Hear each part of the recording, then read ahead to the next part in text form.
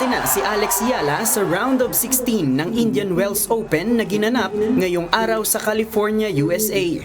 Kasunod ito ng desisyon ni American player Coco Gauff na itigil na ang kanilang laban dahil sa iniindang arm injury.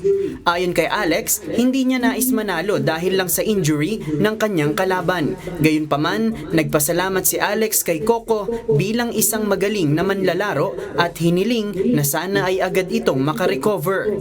Sa kanyang Instagram account, sinabi ni Coco na nakatakda siyang sumalang sa magnetic resonance imaging o MRI upang malaman ang sanhi ng nararamdaman niyang sakit. Nauna nang tinalo ni Yala ang Ukrainian na si Diane Yastremska sa singles match nitong Sabado sa round of 64. Ang susunod na makakaharap ni Yala ay ang world number 14 na si Linda Noskova ng Czech Republic para makakuha ng spot sa quarterfinals. JP Nunez, UNTV, News and Rescue.